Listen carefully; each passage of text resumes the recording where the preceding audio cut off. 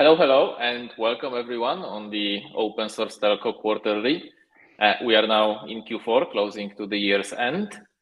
And this is the last session this year, but no worries, we'll continue this format since there is an interest and basically a need to hear that. My name is Maciej Mazur. I'm leading the engineering teams in Canonical, responsible for telco development. And together with me, there is Arno. Hi there. My name is Arno van Eijsten. I'm the field CTO for Telco at Canonical. Okay, Arno, thank you very much for joining here and being willing to participate and sharing your great insights. So the topic of today is private mobile networks, because that's what we see is basically sparking every conversation with CTOs across the globe in mobile network operators. So let's maybe start from explaining a little bit to the users what do we actually mean by private mobile networks and where they are used. Like, why would you build your own mobile network if you have companies providing that already? Yeah, sure. I think private mobile networks is one of those topics that is pretty hot at the moment, or at least for the last couple of quarters, in terms of one of the use cases that came out as achievable or deployable by the technologies that have evolved to allow these types of services to be stood up on an on-demand basis by telcos, right? So when I say that, I mean, if you look at purely how difficult it was to stand up a mobile network before virtualization, before cloud, before things like slicing and orchestration or automation existed, it was kind of really a difficult task, right? You asked your mobile network operator to help you either separate your traffic or your mobile traffic or your type of personal needs from other general purpose mobile connectivity within their network. And that would have been done in several different ways. If there was a commercial angle, you would set up what they called a mobile virtual network operator in many different ways, either light or heavy, depending on your budget. If you were a business, you could set up things like enterprise networks, or you could set up enterprise IPsec to separate your fixed line traffic from other traffic within their internet service provider arm. Or if you had an office building or many office buildings, you could set up things like femtocells or small cells that would give you essentially indoor coverage, which you could then either segment off or make part of the bigger mobile network. Now, in recent years, around the evolution between 4G and 5G, because it's not a new concept, right? Within 4G, this existed as well. Although within 4G, they didn't really have that level of orchestration separation that you have in 5G, and that really grasp of the abilities and the functionality that you have within 5G networks. In 4G, they used to just give you a separate, what they called APN or access point name, so that your traffic was somehow separated. But essentially, you were still using the same mobile network as everyone else, right? Now, the concept of mobile private is interesting in many different ways. The reason why you would want a mobile private network, especially with a 5G radio last mile or coverage, is because 5G has brought some technical capabilities, which gives you things like low latency and ultra high bandwidth access, ultra low latency reliability for things like computer vision and factory type setups, where you could cover, essentially connect any type of device within that factory. Now, mobile private networks is obviously a super interesting field, and there are many different ways that you can implement a mobile private network. And I think the biggest demands we are seeing today is actually the as a service for mobile networks. So mobile network operators wanting to offer mobile private networks as a service, in which they stand up the network either as a slice with a number of the key components to set up that the mobile core and the radio access network for that customer and dedicated to that customer. Obviously, they're still hashing out things like charging mechanisms and what it looks like in terms of effort to set those up. But the ultimate goal, the ultimate aim is on-demand, fully virtualized, fully orchestrated mobile private networks in combination, right? So it could be a proprietary 5G core connected to an OpenRAN type setup where you have OpenRAN or the radio access network set up using newer technologies. If you wanted to do something like an oil and gas setup, or you could do proprietary, old school proprietary radio to a proprietary core on the inside, all orchestrated, all sliced out for dedicated for that customer. Or you could go as far as open source cores, right? And depending on the use case itself, there are different options to set those up in the market. I don't know if that kind of like summarizes, covers off the basics of mobile private networks sufficiently, Maciek.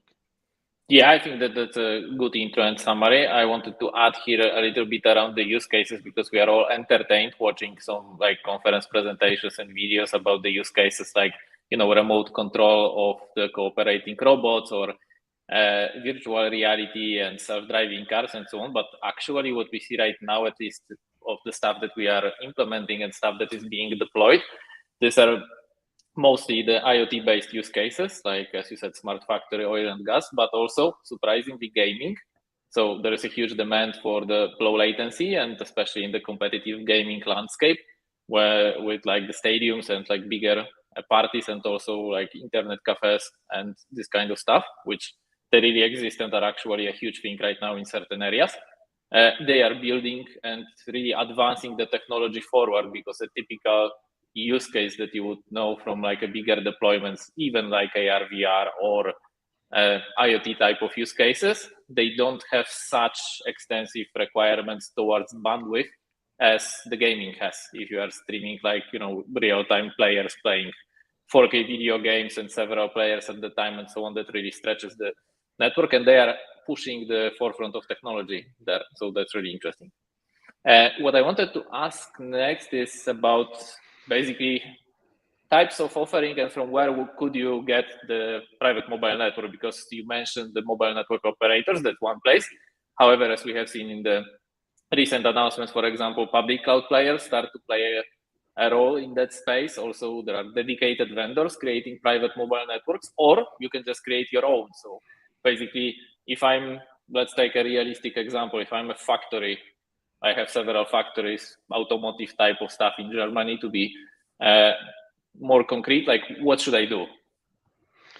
Well, I mean, depending on the use case, like you're using the factory use case there, depending on the country you're in, there will be some spectrum allocated to mobile private network spaces where factories can set up, I would say, essentially radio coverage for their factory or for a portion of, if it's a test track of sorts or autonomous vehicle test track that they would like coverage on, then they can set up proprietary radio technology there or OpenRAN radio technologies there. And there are several, I would say, advanced products out there from big name vendors that can help you set that up.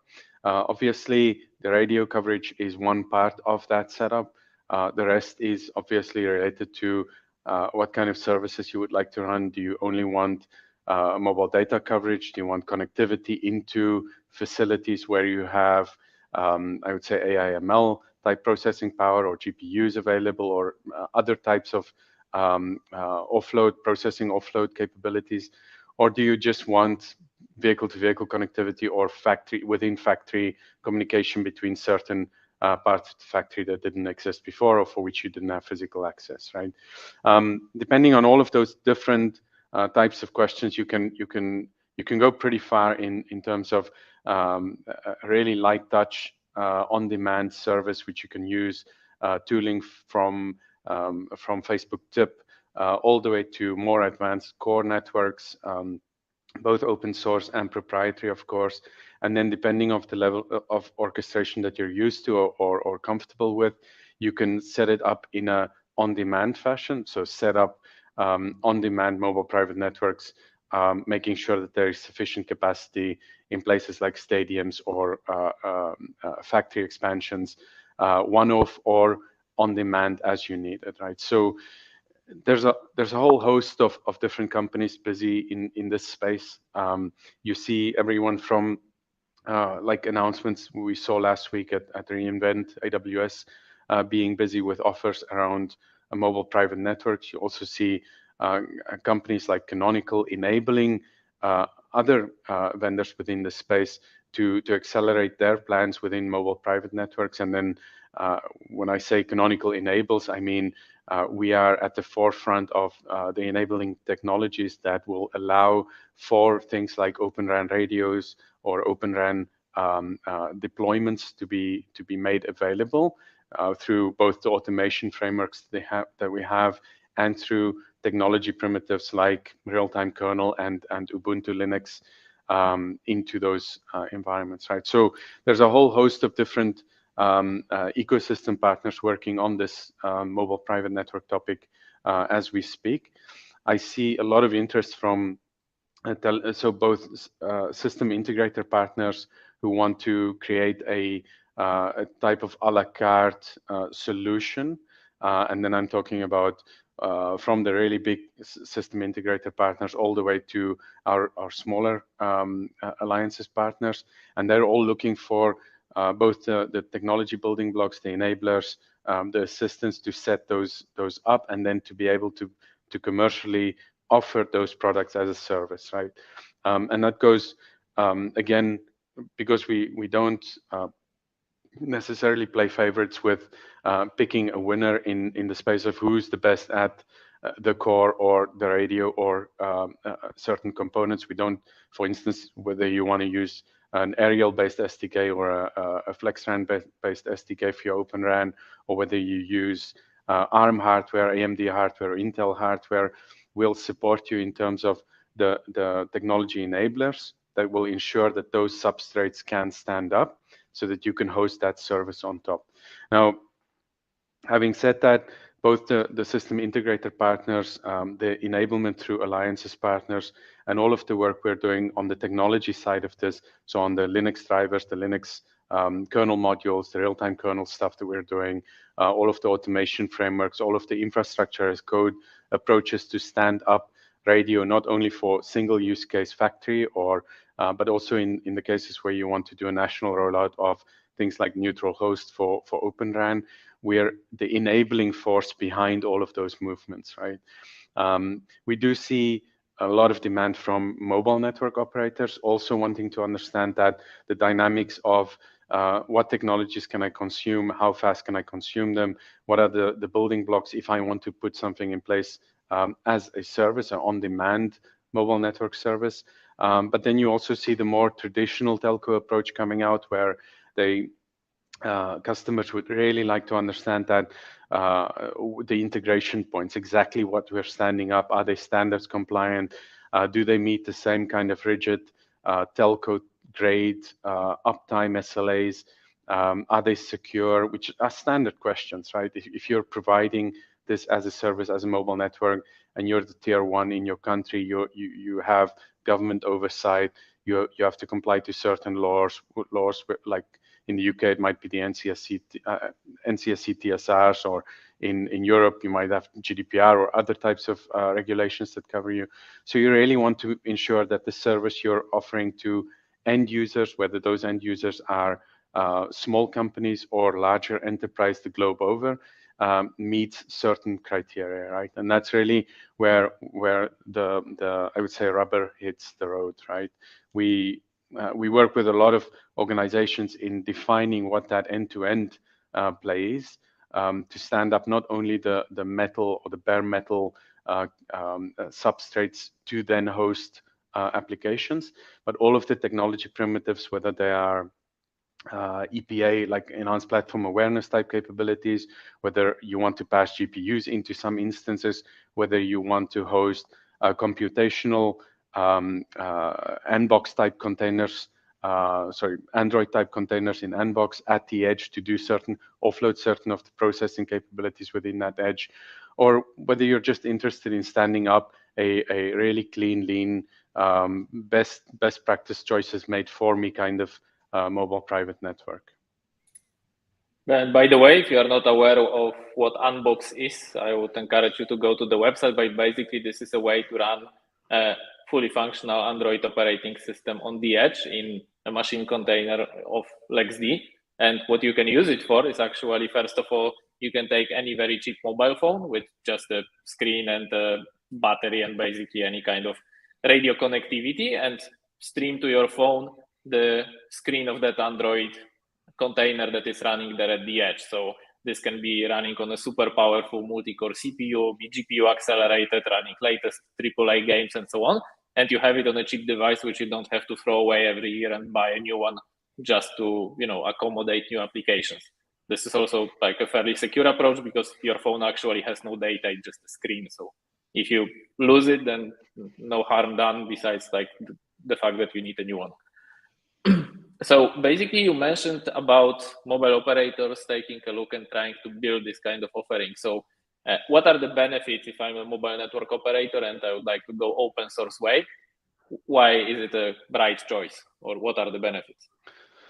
Well, I mean, obviously, if you're an R&D department within a mobile operator exploring what the options are for mobile private networks, most operators will already have existing, if they're not greenfield, right, will have existing relationships into hardware-based or appliance-based or virtual-based network function vendors.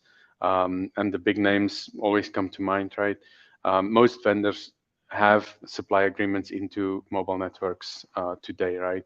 So that's one of the ways that you can get going.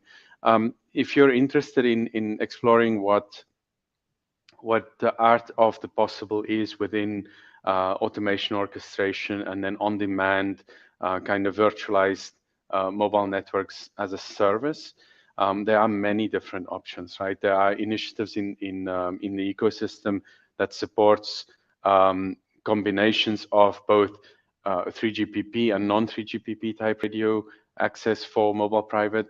There are initiatives and ecosystems that focus on a very 3GPP or rigid standardized approach so that mobile network operators can fully integrate that slice or that mobile private network components or virtual components into their own mobile network.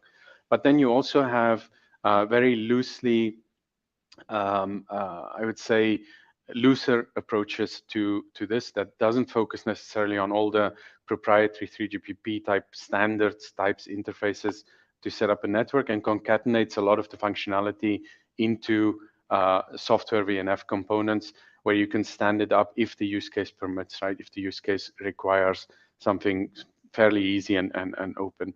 In all of those cases, you have obviously the proprietary way to go, but in the cases that we are seeing most interested in is customers wanting to explore, have the open source communities around things like 5G cores and the Magma tips and other initiatives reached a point of maturity in which you can actually deploy this into production, right? And what we're seeing more and more now is the ability for those projects to not only provide feature parity or feature functionality parity with the more proprietary type solutions that everyone is used to within the standardized MNO mobile network operator environments, but also focus on security, focus on usability, focus on orchestration automation, making use of more advanced capabilities when it comes to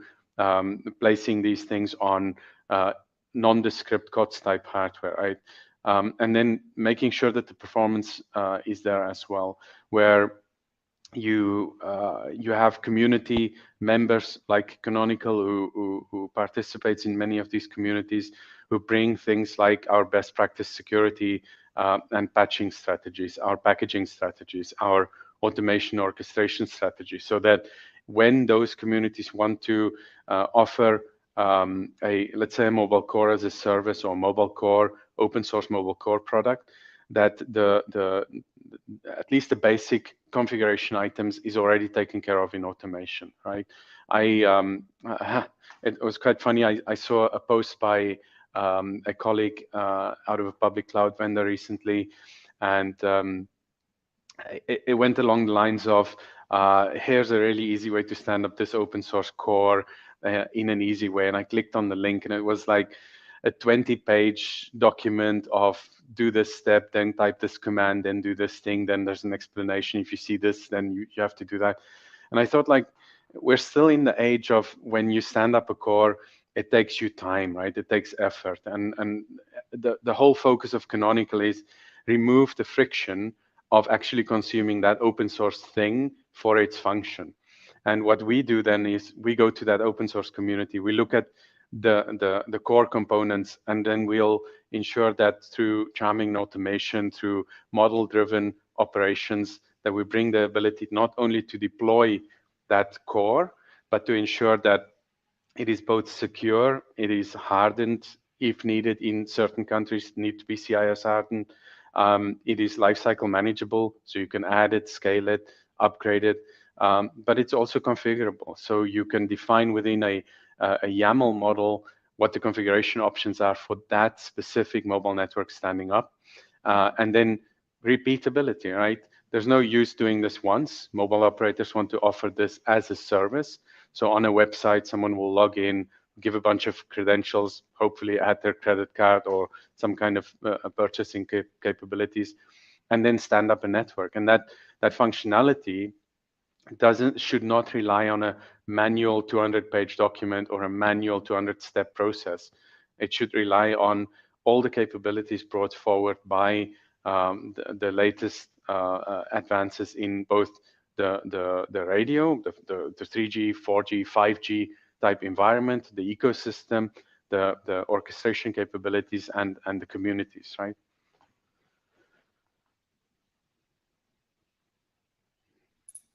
Okay, so you mentioned also a very interesting thing around the public cloud. So there will be a last question and we will be wrapping this up. So basically, what is the public cloud role in private mobile networks? Do you see them as a place where you would host the actual workload and the application? So in case of the factory, that your IoT analytics or, I don't know, any kind of automated factory management stuff will lie there? Or should also the EPC type of workload or a core part be there, or even something else that you just get a radio unit on site and even the OpenRAN components are running on the public cloud? Like, which deployments do you think will be more popular and where or which use cases? Well, that question's a little bit like how long is a piece of string, right? It depends. It depends heavily on the use case we're talking about, whether it's the MNO deploying or whether it's a enterprise use case. There are many different options. We noticed quite a few public cloud plays within mobile private networks wanting to accelerate the ability for enterprises the world over to stand up mobile private networks. Now, as I said before, mobile private network is essentially a slice of a network that is dedicated to that use case, that customer, that enterprise, that X, right? And that contains two main functionality parts, right? A core or a mobile core network, like it used to be called, or a 5G core, and a radio access, so a type of access, whether it's Wi-Fi, non-proprietary 3GPP, or proprietary 3GPP type interfaces, whether that interface, that last mile, is provided by proprietary radio, Wi-Fi, or an OpenRAN type approach to deployment. It matters, but it doesn't matter if you get my drift. The idea behind mobile private networks is that the capabilities is no longer defined by the geographical border of a country to give you the service. Let's say you're an Nespresso and you have thousands and thousands of shops worldwide, and in all of the shops you want the same consistent mobile experience for your employees, and they all can subscribe to the Nespresso I would say mobile private network, right? Network.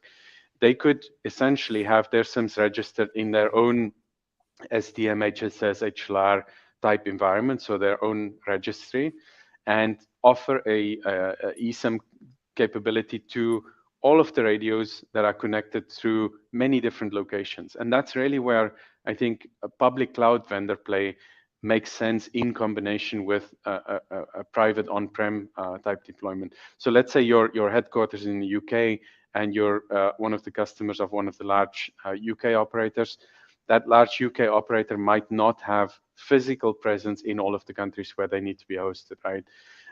Obviously, in combination with the physicality, the global distribution problem for this mobile network, you would also need to take into account the capabilities brought forward by, again, orchestration, automation, placement, service reliability, connectivity, things like cloud WAN, connectivity between a remote data center where a certain function for radio runs and the core network type functionality, and functionality that brought forward by 5G, specifically things like control and user plane separation, where your control plane could run in a physical data center within one of those operators connected into that operator's core, and with charging and all the rest. And then the user plane function could run somewhere on the halfway around the world, and you would still have a consistent 5G reliable data service running over there without compromising on data throughput, sovereignty, or any of the kinds of constructs that you would necessarily have faced back in the day when it was an appliance-based fixed to one geolocation type of network. Now, having said that, I absolutely applaud the public clouds for their mobile private play. I think it's fantastic. They have both really good solutions for public cloud, also on-prem solutions for telcos. They're offering a lot of different services. I think that's going to expand into enterprise, but there will always be this kind of need to have a consistent substrate across, whether it's your private data center, your public cloud, or your on-prem outpost, or whatever that piece of bare metal is. Now, that consistency is obviously through tooling, automation, and the type of hypervisor layer that you run. And I think Canonical and the public clouds play really well there. We have consistent offers for customers who run within the AWS GKE and Azure. The Ubuntu Pro offer allows you the same Ubuntu experience on public cloud as it does on-prem. And then that consistency, taking it one step further, everyone's talking containers these days, the ability to host containerized type workloads on a consistent kernel that is the same on-prem or public. I think that consistency, that ability to burst into public cloud to host more capacity where you need it, when you need it, in geolocations, combined with the capabilities brought forward by mobile private networks, is going to be a big game changer in the industry. I think there is absolutely a play for a combination of a public cloud and an MNO, even in specific countries, but more the larger MNO groups who span multiple countries, to enable a lot of cost savings, not only generating new revenue out of things like mobile private networks, but also cost savings that will be enabled by that fact that we can host applications halfway around the world and reliably give a consistent service to that end user. I'll end there, and then maybe if you have one more question, or if we're out of time, that's fine as well. So we are out of time for the questions. I have still a couple of announcements. So thank you very much for your answers. And if you are actually interested into taking a look in how open source telco projects look like and how to play with them. So first of all, I would encourage you to join the community of ETSI OSM, Open Source Mano. In January, we are running a Hackfest, which will be focused on new user experience, and basically will be a set of tutorials and like a nice smooth entry for someone who has some telco background but wants to play with open source technologies like Kubernetes and management and orchestrations of VNFs and CNFs. Next one would be the Magma community, where together with one of our partners, Wavelabs, we are now building in basically all the technologies that Arno was mentioning. So Juju, Charms, and the whole automation of bare metal instantiation with MAS and so on, to make Magma more easily installable, consumable, so that you can play with it. And lastly, I would encourage you to look into ubuntu.com/telco, and on our blog post there are a lot of tutorials on how to set up a small private 5G mobile networks at your place at home, if you want to just play with it or tinker and see how secure it is, how reliable it is, and have some fun in the process. So yeah, I would strongly encourage everyone who's interested in this space to watch out for the announcements coming from Canonical and partners, and Canonical as a community, as the issuer of Ubuntu in the next few months. Some exciting stuff around OpenRAN, the capabilities we're building into Ubuntu. It's going to be a game changer. And last but not least, we are hiring. So if you want to make a dent in the universe and actually build this stuff with us, you can reach out directly to me and Arno. Thank you very much for listening and have a nice rest of the day. Thank you. See you next time.